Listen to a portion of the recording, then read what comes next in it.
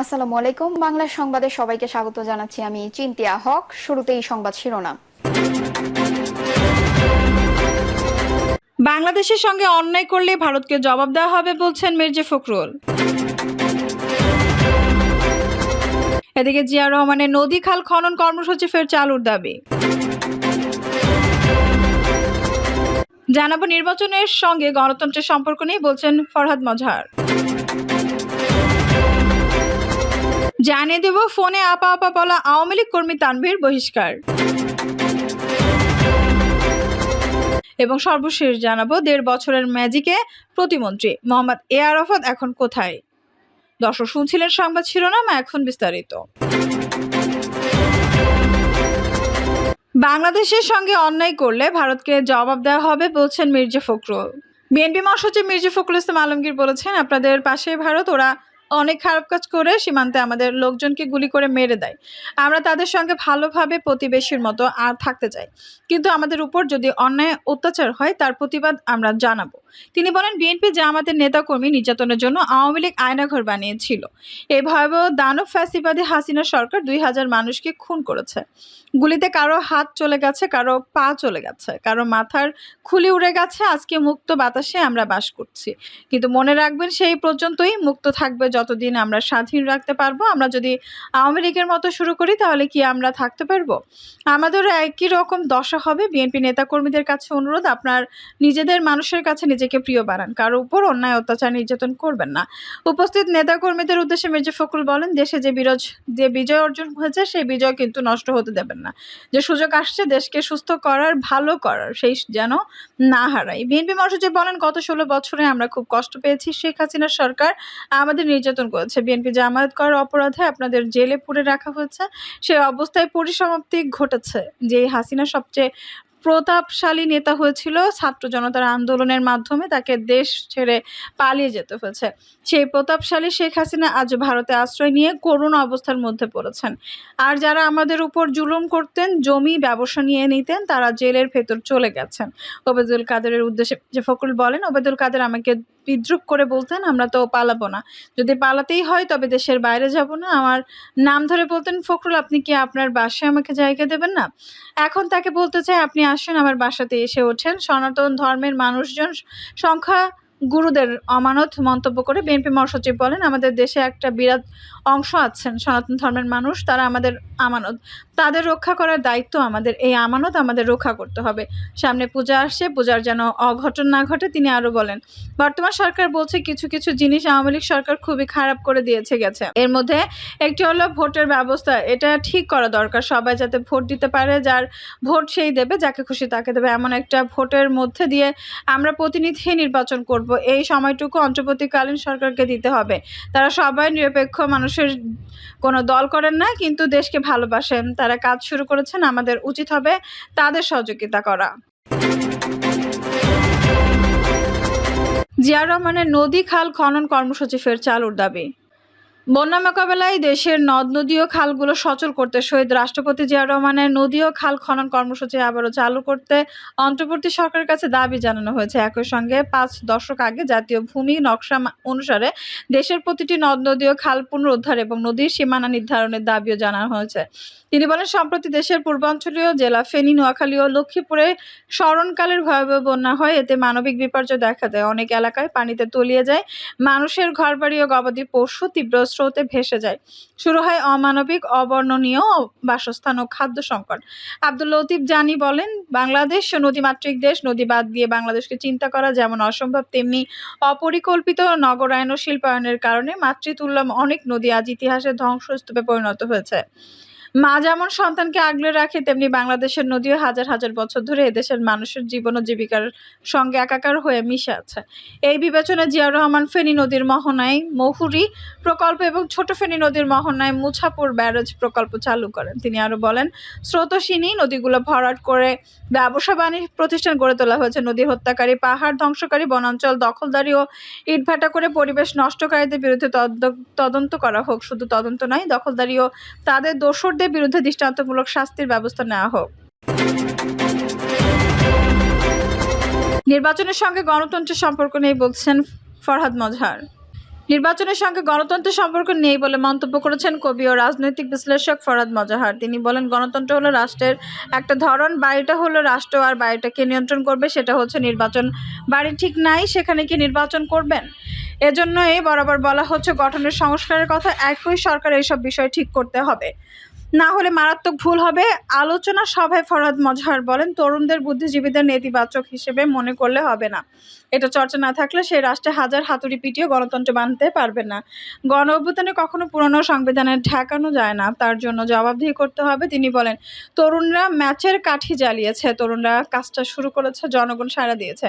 আজ এই বিষয়টা চলে গেলে তাদের হাতে, যারা জনগণ থেকে বিচ্ছিন্ন, সেনাবাহিনীর ম্যাজিস্ট্রেটে ক্ষমতা, এই নিয়ে রাজনৈতিক বিশ্লেষক বলেন, এটা খুব ভালো লক্ষণ নয়।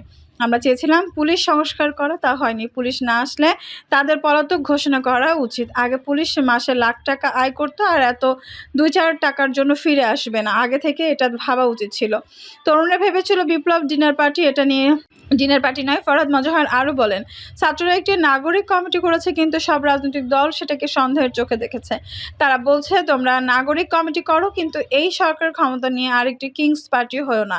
এখন যেটা দরকার সেটি হলো বিপুল বুদ্ধিভিত্তিক আন্দোলন, চিন্তা পরিবর্তন, এবং সেই পরিবর্তনের মধ্য দিয়ে রাষ্ট্র গঠন করা, যে ভিত্তিটা কারো পক্ষে অস্বীকার করা সম্ভব হবে না। সেই ভিত্তি তৈরি হলে কোনো দেশের পক্ষে নতুন বাংলাদেশ তৈরি হতে কোনো বাধা থাকবে না। বুদ্ধিজীবীরা সমাজ বদলাননি, তরুণরা এমনটা বলছে। এ বিষয়ে ফরহাদ মজহার বলেন, বুদ্ধিজীবীদের কথা শুনলে বাংলাদেশ স্বাধীন হতো না, এমন কথা একজন তরুণ বলেছে। একটা কথা মনে রাখতে হবে, বুদ্ধিজীবীরা ছাড়া কোনো বড় ঘটনা বা বাংলাদেশকে গঠন করতে পারবো না। ফোনে আপা আপা বলা আওয়ামী লীগ কর্মী তানভীর বহিষ্কার। সাবেক প্রধানমন্ত্রী শেখ হাসিনার সঙ্গে ফোনে কথা বলার পর অডিও ক্লিপ সামাজিক যোগাযোগ মাধ্যমে ছাড়িয়ে দেওয়ার অভিযোগে বহিষ্কার করা হয়েছে যুক্তরাষ্ট্রের নিউ ইয়র্ক মহানগর Awami League Jackson Heights unit কমিটির সাধারণ সম্পাদক মোহাম্মদ তানভীর কায়সারকে। তিনি গত 12 সেপ্টেম্বর সাবেক প্রধানমন্ত্রী শেখ হাসিনার সঙ্গে ফোন আলাপের পর তার সেই ভিডিও ক্লিপ সামাজিক যোগাযোগ মাধ্যমে ছড়িয়ে দেন। রফিকুর রহমান জানান, গত 12 সেপ্টেম্বর সাবেক প্রধানমন্ত্রী শেখ হাসিনার সঙ্গে ফোন আলাপের পর তানভীর কায়সার সেই অডিও ক্লিপ সামাজিক যোগাযোগ মাধ্যমে ছড়িয়ে দিয়ে দলের সভাপতি প্রধানমন্ত্রী শেখ হাসিনাকে হেয় করেছেন। একজন দলীয় কর্মী হয়ে এমন অপরাধমূলক কর্মকাণ্ডে জড়িত ব্যক্তি দলে থাকার কোনো অধিকার নেই। তাই গত সোমবার 16 সেপ্টেম্বর নিউ ইয়র্ক মহানগর আওয়ামী লীগের নেতা কর্মীদের সিদ্ধান্তে তাকে বহিষ্কার করা হয়েছে। এদিকে ঘটনার পর থেকে তানভীর ফেসবুক অ্যাকাউন্টের প্রোফাইল বন্ধ রয়েছে। ফোন আলাপে তিনি যুক্তরাষ্ট্র আওয়ামী লীগের বেশ কয়েকজন নেতার নাম উল্লেখ করেন। তিনি বলেন, ওই নেতাদের সাথে তিনি আন্দোলন করবেন, কিন্তু তিনি নিজেই বাংলাদেশে আওয়ামী লীগের হাতে নির্যাতিত দাবি করে যুক্তরাষ্ট্র রাজনৈতিক আশ্রয় নিয়েছেন বলে জানা গেছে। তানভীর কায়সার 2019 সালে 4 জুন লস অ্যাঞ্জেলস হয়ে যুক্তরাষ্ট্রে ঢোকেন। তার ভিসাটি ছিল ভ্রমণ ভিসা, কিন্তু যুক্তরাষ্ট্র প্রবেশের কিছুদিন পরই দাবি করেন যে বাংলাদেশে আওয়ামী লীগ সরকার তাকে নির্যাতন করেছে। এজন্য তিনি নিজের নিরাপত্তা চান। পরে 2020 সালের 7 মে দেশটিতে রাজনৈতিক আশ্রয়ের আবেদন করেন। এরপর 2021 সালের 24 জানুয়ারি তার বাংলাদেশি পাসপোর্টের মেয়াদ শেষ হয়ে গেছে বলেও জানা গেছে। ফোন আলাপ ফাঁসে ভাইরাল হওয়া তানভীরের জন্ম 1989 সালের 7 ডিসেম্বর। তার বাবা সোলেমান কায়সার এবং মা নীলুফার ইয়াসমিন। তার স্ত্রীর নাম রুকাইয়া আজাদ। তবে এই তানভীর আওয়ামী লীগের কোনো দায়িত্বে আছেন, কোন সূত্রে শেখ হাসিনার সঙ্গে সরাসরি যোগাযোগ করেছেন সেটি এখনও জানা যায়নি।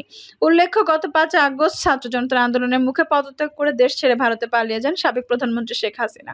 এরপর থেকে শেখ হাসিনার সঙ্গে অনেকেরই কথোপকথনের অডিও ফাঁস হচ্ছে সামাজিক যোগাযোগ মাধ্যম। কেউ কেউ বিষয়টিকে উদ্দেশ্য প্রণোদিত বলে মন্তব্য করছেন। তবে এসব কল রেকর্ড কিভাবে ফাঁস হচ্ছে তার কোনো সুনির্দিষ্ট তথ্য প্রমাণ পাওয়া যায়নি। সাবেক প্রধানমন্ত্রী শেখ হাসিনার সঙ্গে তানভীরের ফোন আলাপ কিভাবে ফাঁস হলো, এই নিয়ে যুক্তরাষ্ট্র আওয়ামী লীগের নেতা কর্মী সহ প্রবাসীদের মনে নানা প্রশ্ন দেখা দেয়। 1.5 বছরের ম্যাজিকে প্রতিমন্ত্রী মোহাম্মদ এ আরাফাত এখন কোথায়? 2022 সালের ডিসেম্বরে আওয়ামী লীগের 22তম ত্রিবার্ষিক কাউন্সিলের মাধ্যমে দলের কেন্দ্রীয় কমিটির সদস্য হন মোহাম্মদ এ আরাফাত। তার আগে দলের কোনো পদে না থাকলেও টেলিভিশনের টক শোতে মাঝে মধ্যে দেখা যেত। তারপর দলের ত্যাগীদের পেছনে ফেলে কেড়ে নেন ঢাকা 17 আসনে দলীয় মনোনয়ন হন সংসদ সদস্য। স্থান করে নেন মন্ত্রিপরিষদের। মাত্র 1.5 বছর ব্যবধানে বাগিয়ে নেন দেশের পুরনো রাজনৈতিক দল আওয়ামী লীগের কেন্দ্রীয় কমিটির সদস্য, সংসদ সদস্য, মন্ত্রিপরিষদের প্রতিমন্ত্রীর পদ। অল্প সময়ে চমক দেখানো সাবেক তথ্য সম্প্রচার প্রতিমন্ত্রী মোহাম্মদ এ আরাফাতের হদিশ নেই সরকার পতনের পর থেকে, নেই দলীয় নেতাকর্মীদের সঙ্গে কোনো যোগাযোগ।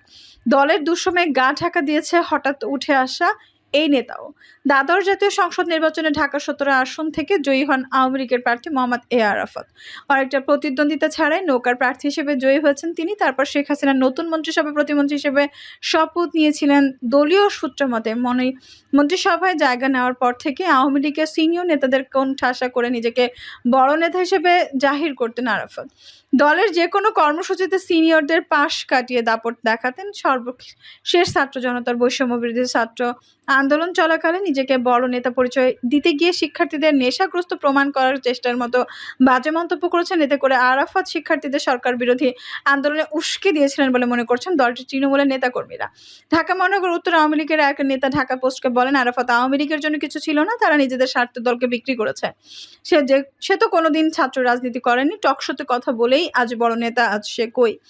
দলের বড় নেতা সেজেছিল, এখন কেন দলের হাল ধরছে না? সবাই ধান্দাবাজ। দলের সহকর্মী হিসেবে মোহাম্মদ এ আরাফাত কেমন ছিলেন এমন প্রশ্নে আওয়ামী লীগের কেন্দ্রীয় কার্যনির্বাহী কমিটির এক সদস্য নাম প্রকাশ না করার শর্তে বলেন, আমাদের সঙ্গে তার সম্পর্ক ভালো ছিল, তিনি দলের সক্রিয় নেতা ছিলেন। তবে আমরা যার 11 বা তার আগে দলের দুঃসময়ে মাঠে ছিলাম তাদের সঙ্গে তার সম্পর্ক দূরত্ব ছিল।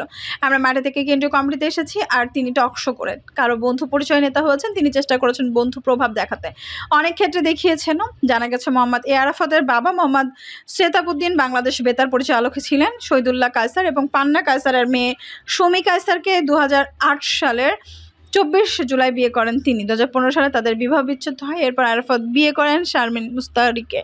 তিনি Canadian University of Bangladesh strategic management ও নীতি বিভাগের অধ্যাপক এবং সুচিন্তা ফাউন্ডেশনের চেয়ারম্যান। দলীয় সূত্র মতে মোহাম্মদ এ আরাফাত 2022 সালের ডিসেম্বর আওয়ামী লীগের কেন্দ্রীয় কার্যনির্বাহী কমিটির সদস্য হন তিনি। 2023 সালের জুলাইয়ে ঢাকা 17 আসনে উপনির্বাচনে 28,816 ভোটে হিরো আলমকে হারিয়ে সংসদ সদস্য নির্বাচিত হন। তার আগে চিত্রনায়ক ফারুক মারা গেলে এই আসনে উপনির্বাচনে আওয়ামী লীগের মনোনয়ন পান আরাফাত। দর্শকই ছিল এখনকার সর্বশেষ সংবাদ। নিউজটি ভালো লাগলে অবশ্যই একটা লাইক দিন, কমেন্টে আপনার মূল্যবান মতামত জানান। সবসময় আমাদের পাশে থাকতে সাবস্ক্রাইব করে বেল বাটনটি অন করে রাখুন। ধন্যবাদ।